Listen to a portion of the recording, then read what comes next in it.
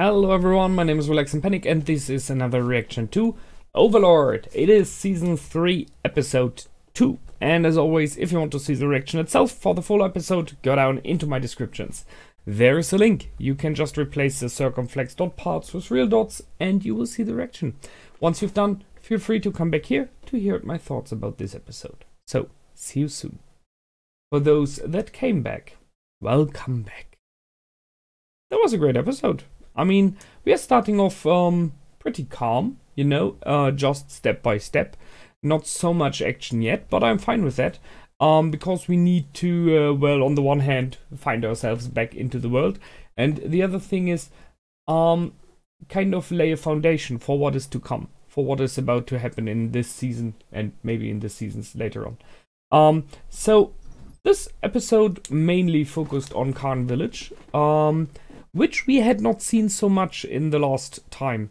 I remember in the beginning of Season 1, Ainz kind of conquered the village. Rescued some, at least, of the villagers. Not all, but at least some. And he gave those horns, those signal horns, those magical items to the two sisters we've just seen. And that's how the goblins were summoned. So, I really like this idea, this whole concept of that these summoned goblins, although they were meant to be an army, it's just a group, but still quite a big one, that they do stay. I really like that.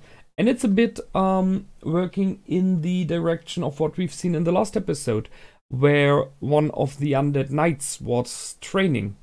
So I remember someone of you mentioned it in the comments that maybe they are trying to find out if they can train summoned beings to be better than they are normally. So if you summon like a Death Knight level 30, and you let them train in whatever kind of training environment, maybe it will improve to level 31, 32 and so on, or acquire new skills, fight techniques and so on and so forth. If this would work, then it's very likely it works with the goblins as well. Especially, as we have to admit, the Death Knights we've seen so far are pretty boring, you know, they're not talking or anything, they're just killing machines, from what we've seen so far. While the goblins are pretty entertaining, they have their very own wits, their own mind, very own concept of society and everything, they even believe in some kind of a god, as it seems. So I would guess that they can get better. And they are working together with the villagers, and I really like that. So the fact that this village is improving, is building up, is something I really like. When it comes to computer games, I'm build up fan. I like games where I can construct stuff, where I can build up villages and so on. So this is very much something I like to see. And well, we've seen that our Overlord sent other people to the village in the past as well, as we've seen with the pharmacist here. So, very nice. They go on with the love story of said pharmacist. And I think he made some points this time. And I mean, seriously, not so much about the flexing, which we see here he should do, but due to the fact that he approves with rescuing the kid, which shows that he's, you know, a good guy. And I think that's a major thing for his girl, for Henry this, I think. Yeah. And he is very good when it comes to herbs and making potions. Something she knows, but it's one thing to know and it's another thing to see. And this time she could see him in his environment. He knows so much about the herbs, about the plants, where they grow, how, and where to look for them. So, as a woman who is a lot in the wilds, as it seems, and knows a bit about those plants, she is really impressed about his knowledge. And he's not playing it up, he's more playing it down. He's more like, it's normal for someone like me. But that's your strong point, dude. So, I think that's where he made points, and he really did, in my opinion. So, it's a matter of time until there will be something happening, hopefully. Something's going on in the forest. We've seen a barghest. I really like the idea, the design of the barghest. I mean, I know a Barghest to be like a huge dog or wolf with some kind of demonic influence, which makes him stronger and more fierce. But these chains around him, that's something I didn't know before, I haven't seen before. I really like the idea that he can kind of mind control the chains, that it's kind of like his weapon and armor at the same time. Really cool idea. Well thought.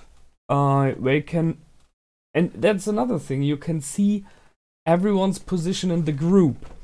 While the goblins are the fighters, are the tanks, the melees, you know, he is the supporter. He throws in a potion to improve their armor and a potion to kind of trap the Barghest in place.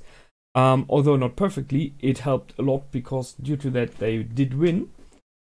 And Henry is the one who's in the end in command, although she is not in the role completely. She is the one that decided to help and the others agreed. So she's the one who makes the calls. Although she possibly is not aware of it yet. And she was the one that even in a fight moment gave a command to duck. And they did. The goblins did instantly, you know. Maybe it was just by accident, but you could even see that the Barghest realized it. So I think there might be in more for her. Would be nice, you know. We know that the goblins will follow her everywhere. Mainly because she summoned them, but they are all in love with her, so what? And she seems to be a person who, when growing up more and more, possibly is a natural leader. So, looking forward to that. They're making some new potions. We know that this was part of a goal for Ainz. He wanted to have potions at his hand available if needed, because he has some still in the Tomb of Nezarec, but they will run out in time. So having like a backbone of industry that creates stuff for you is important.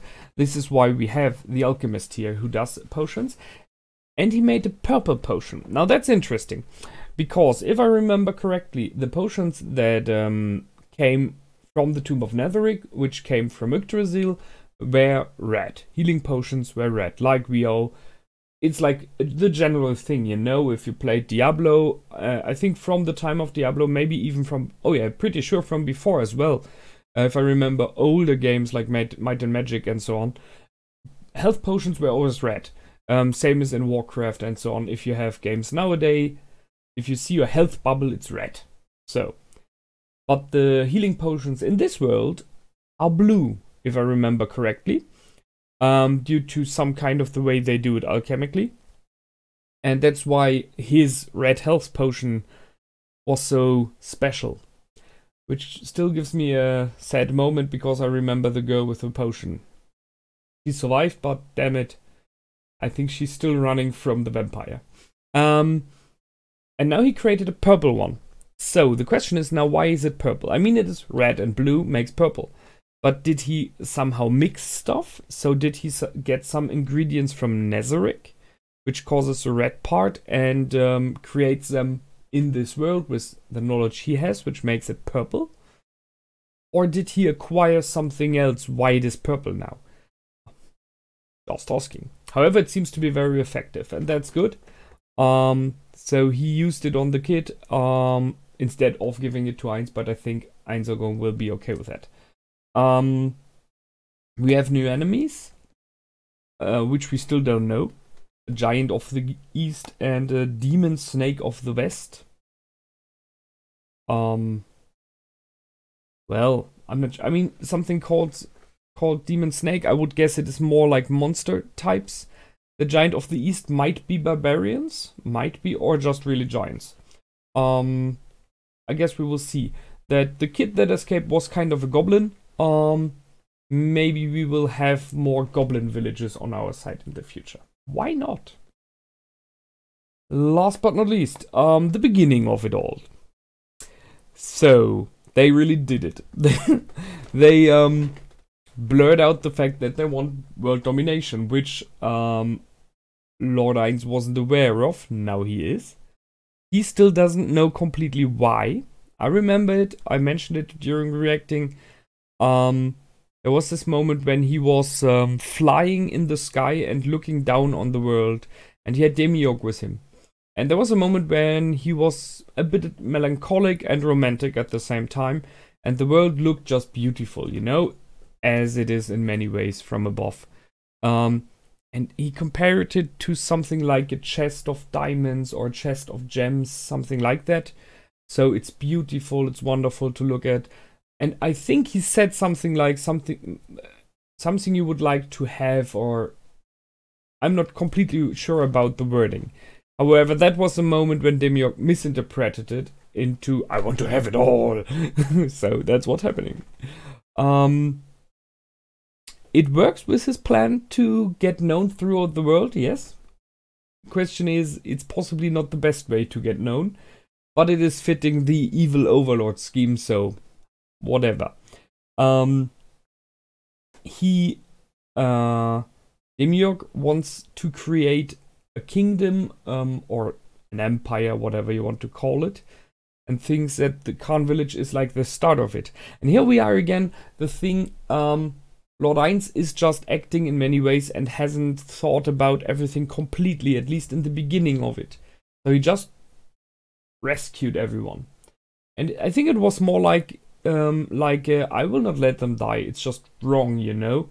And it's, some of you might argue that it is a position of it's not useful to me as well, which is always a major thing for him. Is it useful for the Tomb of Nazarick?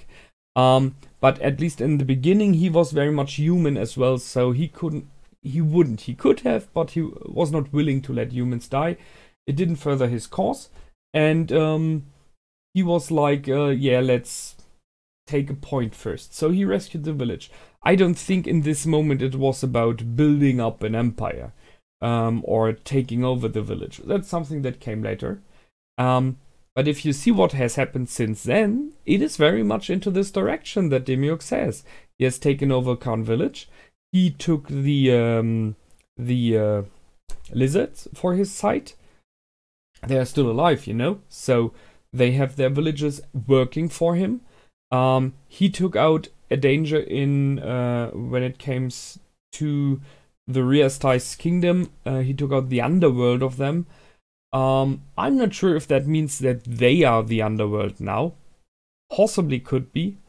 But what he did for sure is he made a good stand with the kingdom itself. So he's on good terms with them.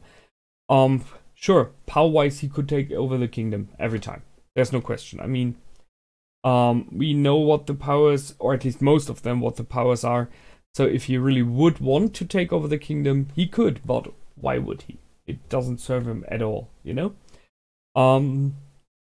So yeah, he is kind of building up a small backbone, but I don't agree it's a kingdom. I think what he's building up is more like support for Nazarick, in the meaning of having someone making potions, having some armies, having positions around the tomb that people will have to go through first before they arrive him, so like sentries and stuff. That's more of it, I think, because the first two seasons were about building a backbone you can rely on and then search what's going on. But I guess now, well, he did not disagree, so all his mates will do just that. They will try to conquer the world again for him, because he's the Lord himself. That's nice. Well, I think that's it for this time. Not sure where we'll go next time. I'm a bit sad we didn't see what has happened in the bathroom the last time. But you know, that's it. We can't see everything all the time.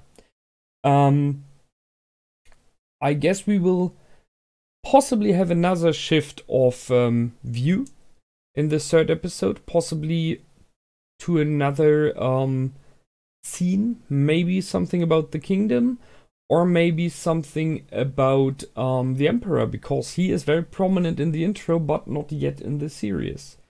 Something like that. So any of the groups we have seen, but not yet seen in the series itself, possibly will have a stand in the next episode, I guess. And that's it for this time. I hope you liked. I did for sure. And as always, feel free to comment, like, and subscribe. My name is Relax and Panic. Goodbye and out.